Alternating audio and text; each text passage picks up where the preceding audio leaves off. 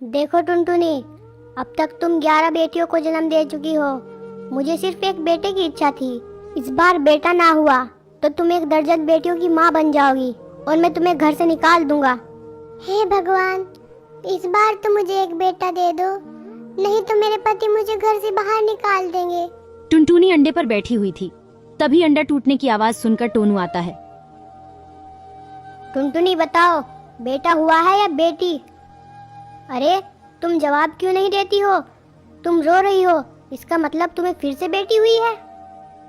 अजी मैं आपको क्या बताऊं, ये आंसू दुख के नहीं खुशी के आंसू है। भगवान ने इस बार हमें बेटा दिया है। अरे वाह, आओ बेटा मेरे पास आओ, अब से तुम मेरे साथ रहोगे। टुनटुनी मेरी बात सुनो, मैंने तुम्हें घर में इसलिए रखा हुआ था क्योंकि मुझे एक बेटा चाहिए था। अब तुम इन 11 बेटियों को लेकर इस घर से निकल जाओ। अजी मैं इन 11 बेटियों को लेकर कहाँ जाऊंगी? इनका पालन पोषण कैसे करूंगी? इनको कहाँ रखूंगी? मुझे कुछ नहीं सुनना है, बस तुम अभी के अभी यहाँ से निकल जाओ। ठीक है, जहाँ भगवान ले जाएगा मैं अपनी बेटियों को वहीं ले जाऊंगी। कोई ना कोई सहारा तो मिल ही जाएगा। आप हमारे बेटे का ख्याल रखना और इसे अच्छे से पढ़ाना। इतना कहकर टुनटुनी अपनी 11 बेटियों को लेकर घर से निकल जाती है। वो दिन भर जंगल में भटकती रहती है कि उसे रहने के लिए कोई आशियाना मिल जाए, लेकिन उसे कोई जगह नहीं मिलती। आखिर में वो एक घर का दरवाजा खटखटाती है। तभी एक चिड़िया बाहर निकल कर आती है। क्या काम है बताओ? बहन मुझे तुमसे एक मदद चाहिए। मेरे पति ने मुझे मेरी बेटियों के साथ घर से निकाल दिया है और मेरे पास रहने के लिए घर नहीं है। क्या मैं कुछ दिन तुम्हारे घर में रह सकती हूँ? कुछ दिन के अंदर मैं दूसरा घर ढूंढ लूंगी और फिर यहाँ से चली जाऊंगी। बहन मेरी मदद करो। अगर किसी के पास घर नहीं है तो उसे अपने घर में रखना मेरा ठेका नहीं है। और वैसे भी तुम्हारी इतनी सारी बेटियां हैं, मुझे इनसे अपना घर गंदा नहीं कराना। लेकिन तुम्हारे पास एक रास्ता है, बताओ ना बहन, मेरे पास क्या रास्ता है? मैं अपनी बेटियों को कहाँ लेकर जाऊँ? तुम अपनी बेटियों को अमेज़न के जंगल में ले जाओ। वहाँ पर कोई पक्षी नहीं रहता और तुम्हें घर बनाने के लिए बहुत जगह मिलेगी और तुम्हें वहाँ खाना भी मिलेगा। लेकिन वहाँ कोई पक्षी क्यों नहीं रहता और वहाँ कोई खतरा तो नहीं? हा हा हा, अरे वहाँ कोई पक्षी इसलिए ही तो नहीं रहता क्योंकि वहाँ रहने में बहुत खतरा है। इतना कहकर चिड़िया वहाँ से चली जाती है। माँ मुझे बहुत भूख लगी है माँ, मुझे खाना दो, नहीं तो मैं भूख से मर जाऊंगी माँ। अब बेचारी टुनटुनी के पास उस जंगल में जाने के अलावा कोई रास्ता नहीं बचा था। अब भगवान के भरोसे मैं तुम सभी को उस जंगल में ले जा रही हूँ, इसके अलावा अब और कोई रास्ता नहीं बचा। इतना बोलकर टुनटुनी अपनी बेटियों को अमेज़न के जंगल में ले जाती है। वहाँ उसे एक खाली घर दिखता है। वो सभी उस घर में चले जाते हैं। मोनी बेटा, मैं तुम सभी के लिए खाना लेने जा रही हूँ।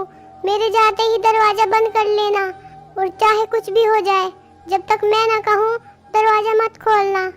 जब मैं लौट कर आऊंगी तो मैं ये आवाज निकालूंगी, मैं आई, दरवाजा खोलो। ये सुनते ही दरवाजा खोल देना। ठीक है माँ, जब आप ये आवाज निकालोगी मैं तभी दरवाजा खोलूंगी, लेकिन आप जल्दी ही लौट कर आना माँ। टुनटुनी जैसे ही खाना ढूंढने के लिए घर से निकलती है। आज तो खाने का काम बन गया, अब मैं इस चिड़िया के बच्चों को खा जाऊंगी। हा हा हा। चील दरवाजा खटखटाती है। लगता है कोई दरवाजे पर है, लेकिन माँ ने मना किया था कि जब तक मैं ना बोलूं दरवाजा मत खोलना, इसलिए हम दरवाजा नहीं खोलेंगे। ये लोग दरवाजा क्यों नहीं खोल रहे? लगता है मुझे इनकी माँ की तरह आवाज निकालनी पड़ेगी, तभी ये दरवाजा खोलेंगे। मैं आई, दरवाजा खोलो, दरवाजा खोलो। मैं हूँ तुम्हारी माँ, दरवाजा खोलना बेटा। माँ आ गई, अब दरवाजा खोल देती हूँ।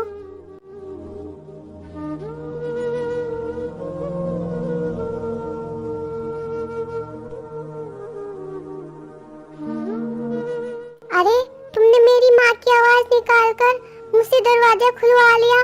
चली जाओ यहाँ से, नहीं तो मेरी माँ तुम्हें नहीं छोड़ेगी।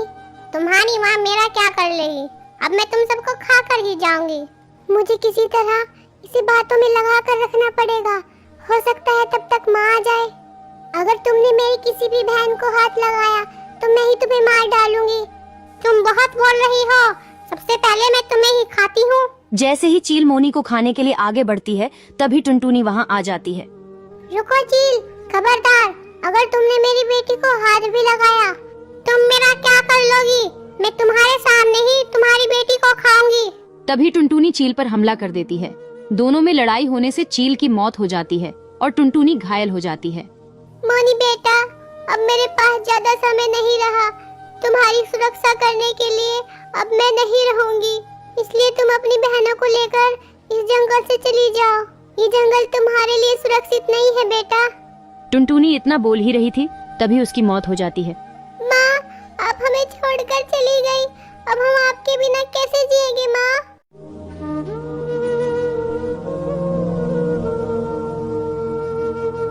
सभी बेटियां दुखी मन से उस जंगल को छोड़ देती हैं।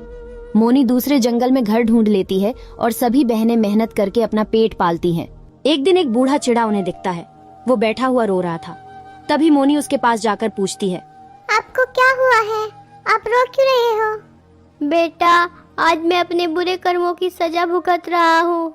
मैंने अपने बेटे के खातिर अपनी पत्नी और अपनी बेटियों को घर से निकाल दिया था, और मैंने जैसे ही उसकी शादी की उसने अपनी पत्नी के खातिर मुझे घर से निकाल दिया। पिताजी, मैं आप ही की बेटी हूँ, आप फिक्र ना करो, आप हमारे साथ चलो।